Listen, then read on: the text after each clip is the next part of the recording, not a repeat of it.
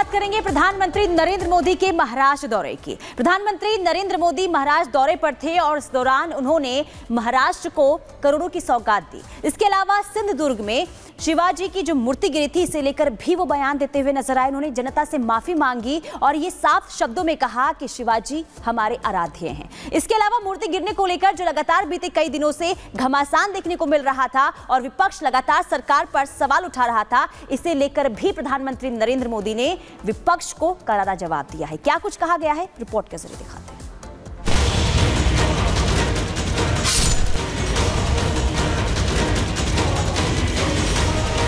मैं आज सर झुका करके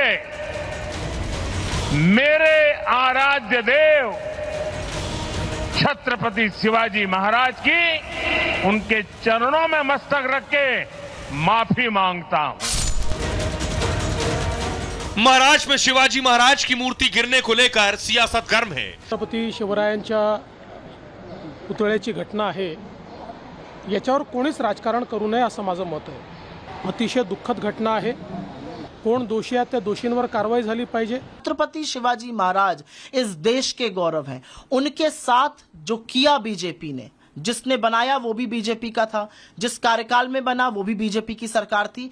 एक आंधी से 9 महीने के अंदर मूर्ति खंडित हो जाती है और पीएम को लगता है वो माफी मांगकर निकल जाएंगे। तमाम महाराष्ट्र के शिव भक्तों को एक बहुत ही दुख और दर्द देने वाली ये छत्रपति शिवाजी महाराज जी इशू, ये जो इशू राजनीति करने वाला नहीं है और छत्रपति शिवाजी महाराज हमारे लिए राजनीतिक मुद्दा नहीं हो सकता है। स्मारक आपने मालवन में राजकोट के लिए भी बनाया, वो तो 8 महीने में ध्वस्त हो गया। इसके अंदर भ्रष्टाचार है, ये साबित हो चुका है। बहुत लो लेवल में आके राजनीति करी है। शिवाजी महाराज का स्मारक का सब्जेक्ट रहने दो। हम उनको देवता समान पूजते हैं और आज अगर आपको इस महायुति के कुकर्मों की वजह से माफी मांगनी पड़ रही है तो आपको भी सोचना होगा कि आपने कैसे लोगों को अपने अधीन मंत्री बनाकर रखा है। इस्तीफा मांगिए, इन सबको घर बिठाइए। पीएम मोदी ने आज महाराष्ट्र की धरती पर शिवाजी महाराज को अपना आराध्य बताते हुए उनसे माफी मांगी। जब 2013 में भारतीय जनता पार्टी ने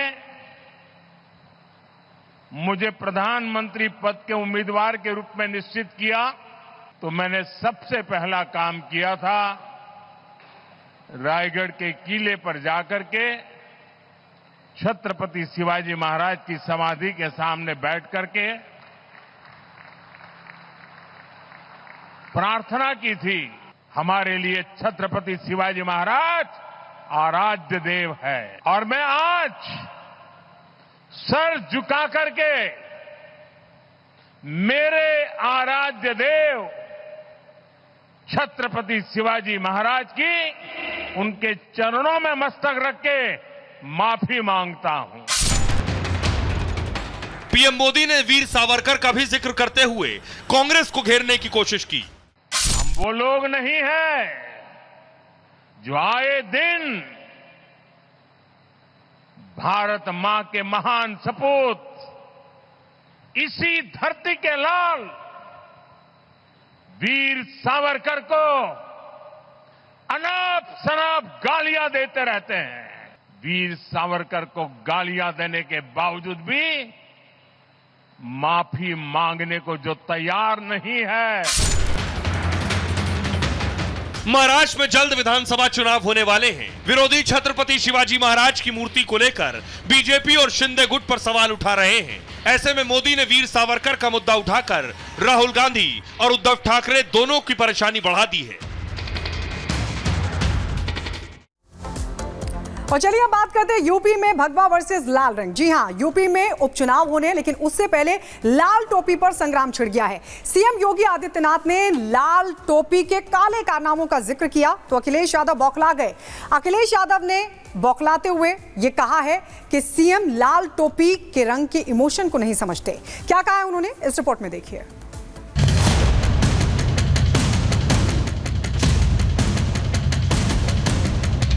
लाल टोपी है लेकिन काले कारनामों के लिए लोग जाने जाते हैं। लाल रंग हमारे इमोशंस का है। हमारे मुख्यमंत्री जी इमोशन नहीं समझ सकते हैं। लाल टोपी पर योगी और अखिलेश के बीच वाक युद्ध नया नहीं है, लेकिन यूपी में होने वाले 10 विधानसभा सीटों पर ये युद्ध अब कड़े तेवर के साथ सामने आया है। सीएम योगी ने समाजवादी पार्टी की छत्र छाया में पल रहे अपराधियों पर डायरेक्ट टारगेट किया, जो लगाते तो लाल टोपी हैं, लेकिन काम गुंडागर्दी और अराजकता का है। योगी ने खास तौर पर अयोध्या के सपा नेता मोहित और कन्नौज के सपा नेता नवाब का जिक्र किया और दो टूक कहा कि सपा बेशर्मी से उनका समर्थन करती है। ऐसे में अखिलेश कहां चुप रहने वाले थे। अखिलेश ने लाल रंग की गाथा पर पूरी कविता ही पढ़ दी। समाजवादी पार्टी प्रदेश के अंदर अराजकता पैदा करने की अपनी कुत्सित मंशा से आज भी जब भी उसको मौका मिलता है उस अवसर को वो जाया नहीं होने देती है। जो लाल रंग है उसको समझना पड़ेगा। ये लाल रंग क्रांति का है, लाल रंग हमारे इमोशंस का है, ये लाल रंग मेल मिलाप का है। हमारे मुख्यमंत्री जी इमोशन नहीं समझ सकते हैं। योगी ने इससे पहले विधानसभा में लाल टोपी और अपराध पर अटैक किया था और लाल टोपी के काले कारनामे पर जोरदार हमला बोला था। मोइन खान जो समाजवादी पार्टी का नेता है, अयोध्या के सांसद की टीम का सदस्य है, 12 वर्षीय एक नाबालिग बच्ची के साथ दुष्कर्म का कृत्य में शामिल पाया गया और हरदोई में घटित दुर्घटना में भी बीरे उर्फ वीरेंद्र यादव इस समाजवादी पार्टी का पूर्व जिलाध्यक्ष है। अब देखो किस प्रकार के व्यक्ति को आप जिलाध्यक्ष बना रहे हैं। इस पे आईपीसी और सीआरपीसी की कोई ऐसी धारा नहीं जो इस पे लगी हो। 28 इस प्रकार के मामलों में व्यक्ति लिप्त है, समाजवादी पार्टी का पूर्व जिलाध्यक्ष है। योगी के इस बयान के कुछ ही दिनों में सपा नेता मोहित खान का पाप सामने आ गया। मोहित ने न केवल एक नाबालिग के साथ रेप किया बल्कि उसे धमकाने की कोशिश भी की। इसके बाद उसके अवैध कारोबार पर बुलडोजर की दहाड़ सुनाई दी और कुछ ही दिनों में करोड़ों की संपत्ति मिट्टी में मिल गई। फिर नवाब यादव पर भी ऐसा ही एक्शन हुआ। यूपी में 10 विधानसभा सीटों पर उपचुनाव है। इस चुनाव में दोनों नेताओं की प्रतिष्ठा दांव पर लगी है। ऐसे में ये नई और तीखी बयानबाजी तो होनी ही थी। Bureau report, Republic Bharat. और अगली खबर सामने आ रही है यूपी के प्रतापगढ़ से। दरअसल यहां पर हाईवे पर एक शख्स को कुर्सी डालकर बैठना महंगा पड़ गया। देखिए 1 मिनट में पूरी खबर। यूपी के प्रतापगढ़ में नशे में धुत युवक बीच सड़क पर कुर्सी लगाकर बैठा था और उस बीच एक ट्रक ने उसे जोरदार टक्कर मार दी। प्रतापगढ़ के चुलबिला बाजार के हाईवे में नशे में धुत युवक बीच सड़क पर कुर्सी लगाकर बैठकर हाई वोल्टेज ड्रामा कर रहा है। बीच सड़क पर बैठे युवक को एक ट्रक ने टक्कर मार दी। इस टक्कर में युवक की कुर्सी टूट गई और वो नीचे गिर गया। उसकी जान बाल बाल बच गई।